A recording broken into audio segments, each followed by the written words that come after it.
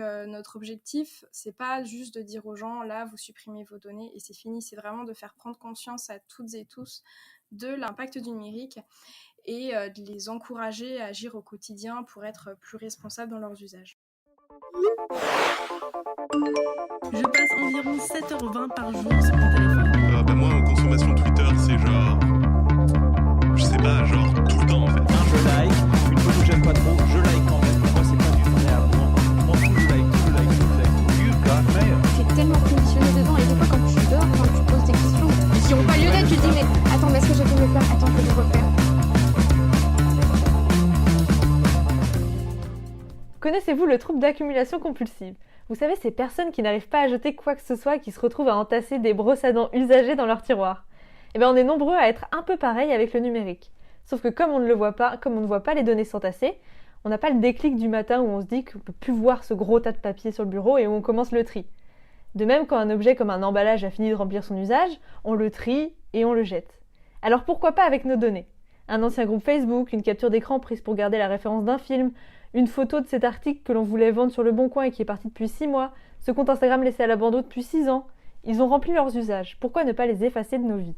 Aujourd'hui, pour ce petit épisode hors série, je reçois mon amie Lisa qui travaille à l'INR, l'Institut du numérique responsable.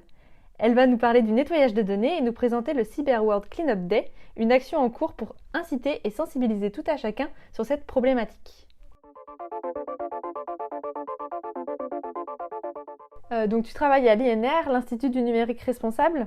Quelles sont les missions, quels sont les buts, les enjeux de l'INR? Donc l'Institut numérique responsable, c'est une association loi 1901 constituée en 2018 qui regroupe des organisations qui partagent et promeuvent des expériences pour un numérique plus respectueux de l'environnement, inclusif, solidaire et éthique. Ok, super, plein de belles valeurs alors. Yes.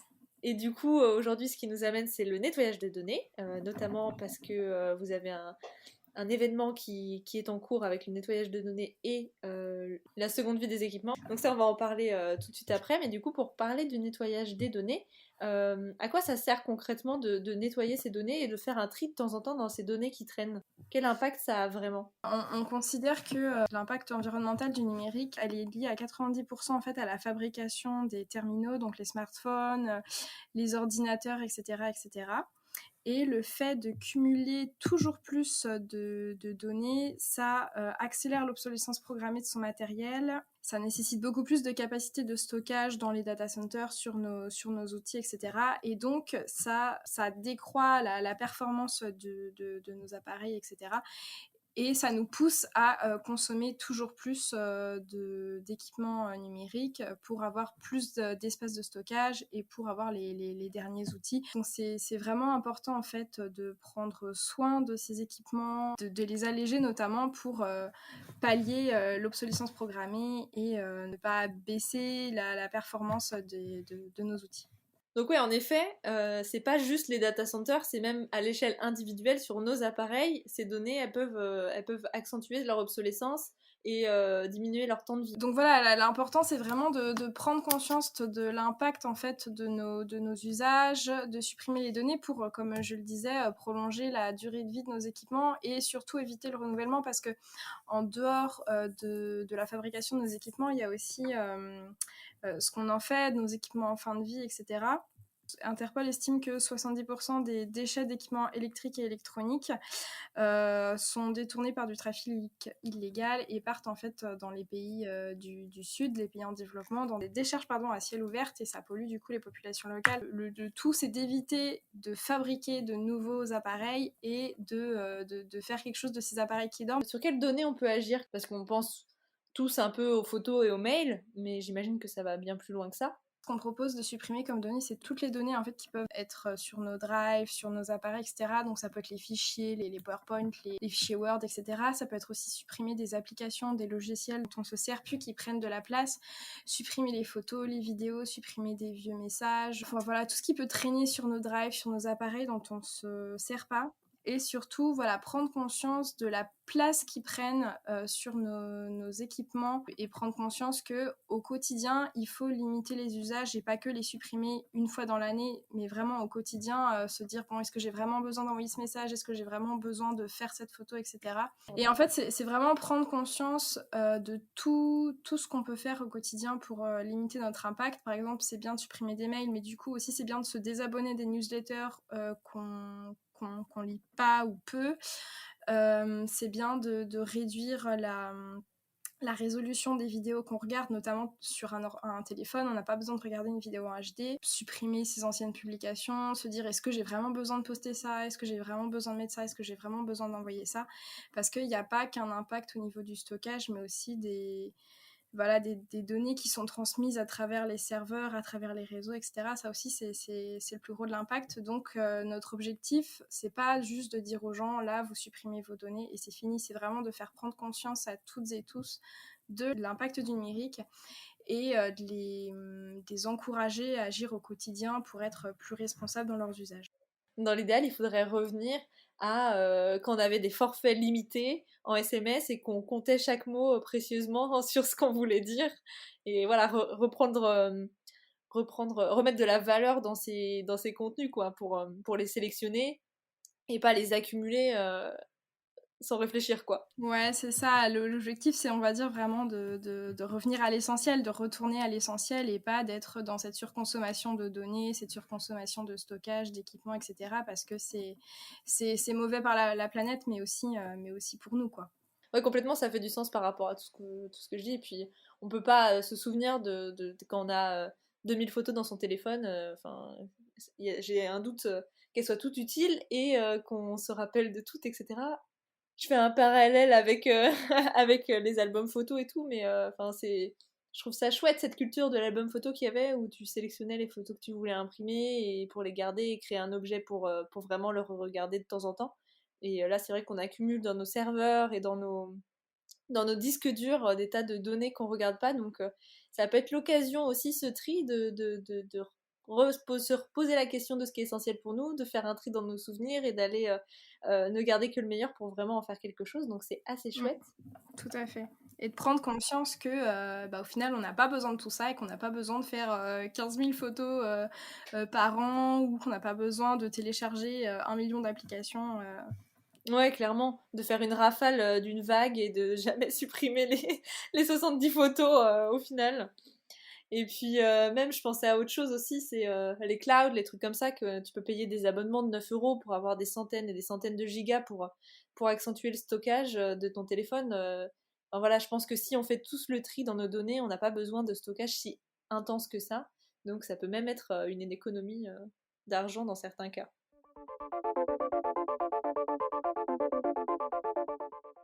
Bon, maintenant qu'on a compris que nettoyer ces données, c'était top pour nous et pour la planète, on va pouvoir parler du Cyber World Cleanup Day, organisé du coup par l'INR et par le World Cleanup Day.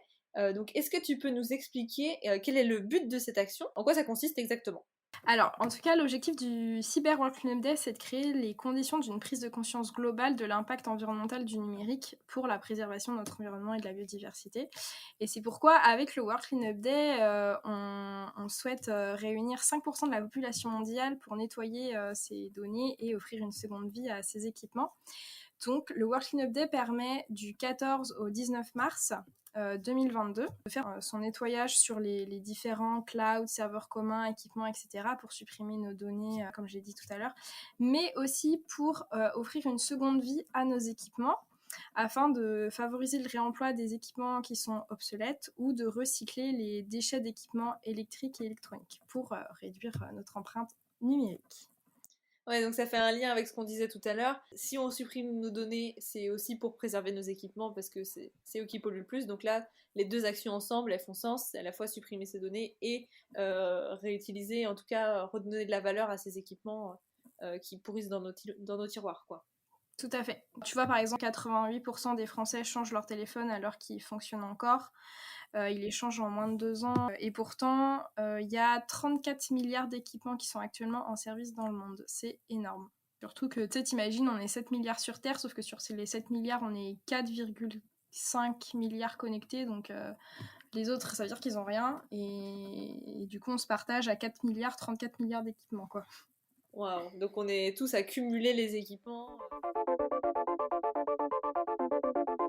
Ok, donc on a vu pourquoi c'était intéressant de supprimer ces données, on a vu quel type de données, on a vu dans quel but c'est intéressant de faire cette sensibilisation et de prendre conscience de tout ça pour changer nos usages et plus réfléchir à la manière dont on crée et on consomme des données, du contenu.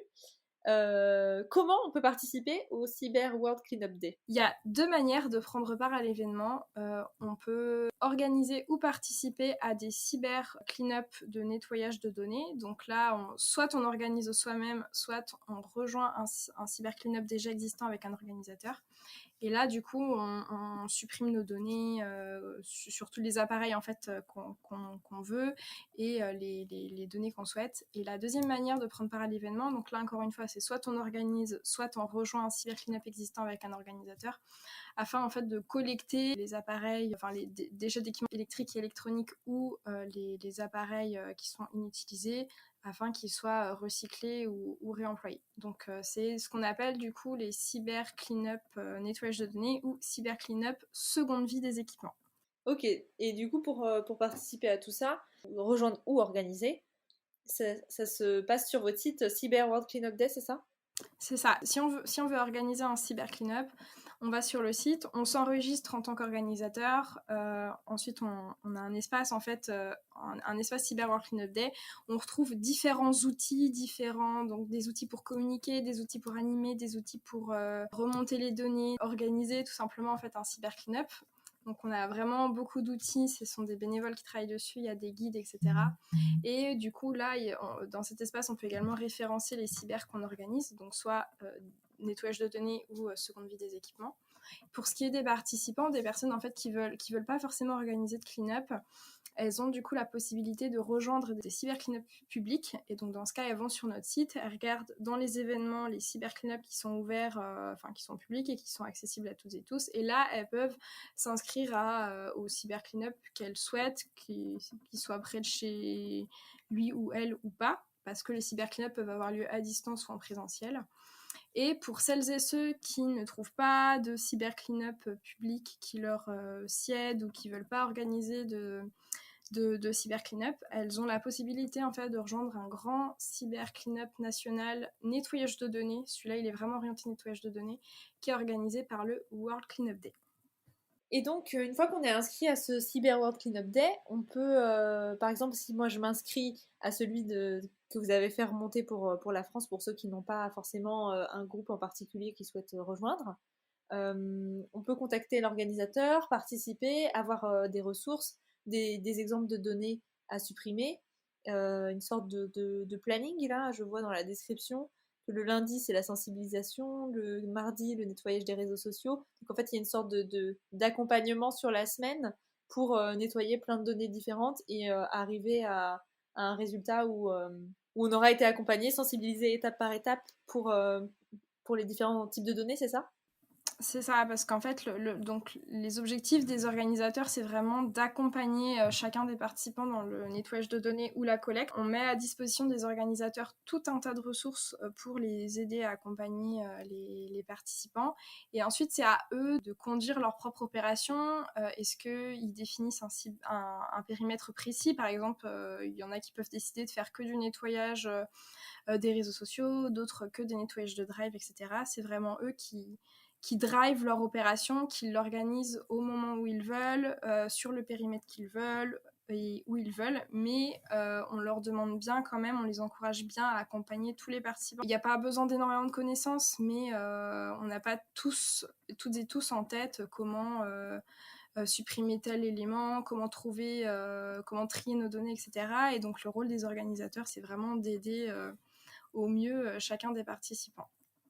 Ok, ouais, le but c'est vraiment que tout à chacun puisse être sensibilisé, avoir les ressources qui lui sont nécessaires en fonction de son niveau de connaissance et pouvoir être sensibilisé, peu importe son profil, quoi.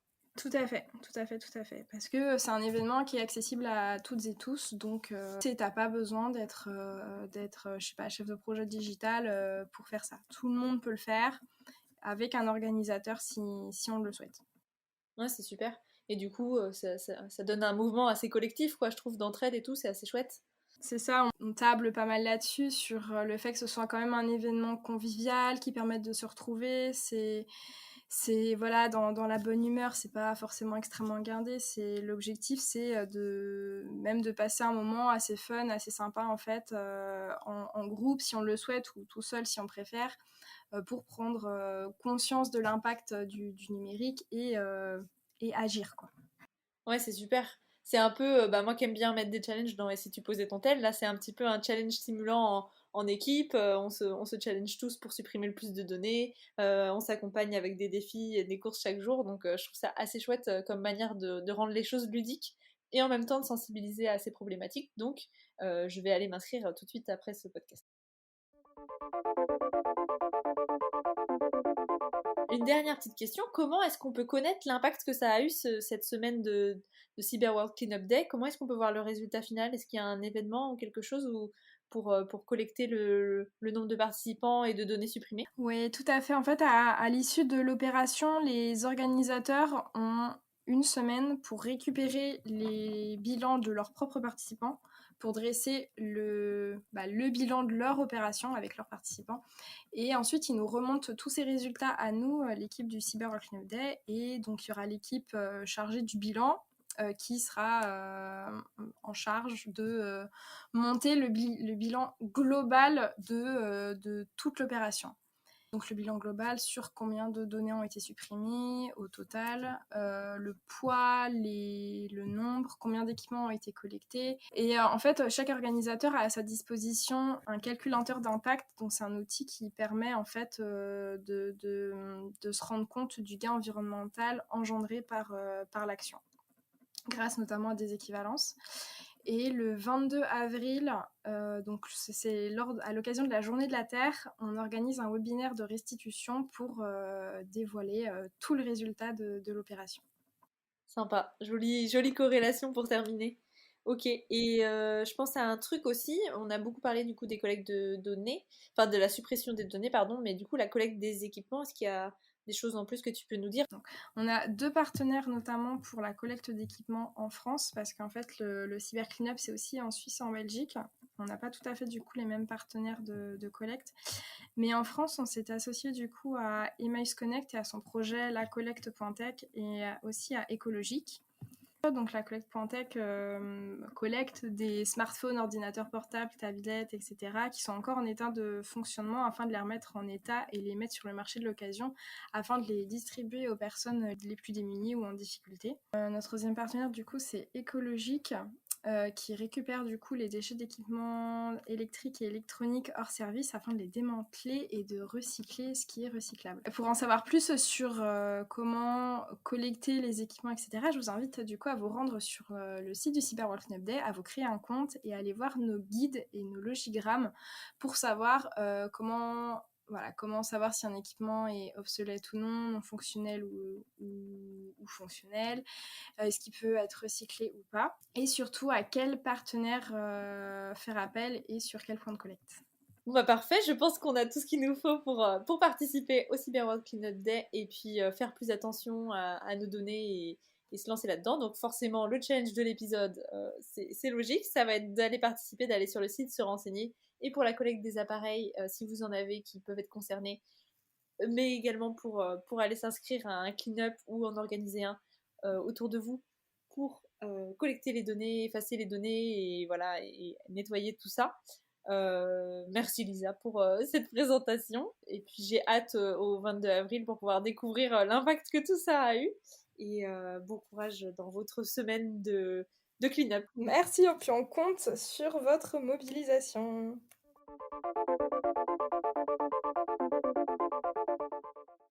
Merci d'avoir écouté cet épisode. J'espère que ça vous a donné envie de participer au Cyber World Cleanup Day. Cet épisode a été un petit peu improvisé du jour au lendemain. Donc là, on est en plein dans l'opération, c'est toute cette semaine du 14 au 19 mars. Donc il est encore temps d'aller rejoindre l'opération et d'aller contribuer à donner vos données et faire partie du calcul final. Pour ma part, j'ai rejoint l'événement en haut de la page du Cyber World Cleanup Day, organisé par World Cleanup Day, et je participe activement à cette opération, donc je vous encourage vraiment à le faire. Cet épisode impromptu était donc aussi l'occasion de rappeler quelques notions vues avec Bella Lotto dans l'épisode 3 sur l'impact environnemental du numérique, et d'en découvrir de nouvelles et de dialoguer d'une manière générale sur l'utilisation des données. Donc même si la semaine est terminée et qu'on n'est plus dans l'opération, vous pourrez participer l'année prochaine ou réfléchir de votre côté à votre usage des données et à comment vous les consommez et comment vous pourriez potentiellement les optimiser pour vous et pour la planète. On se retrouve pour le prochain épisode où, je l'espère, l'appareil avec lequel vous m'écouterez sera plus léger en données. À bientôt!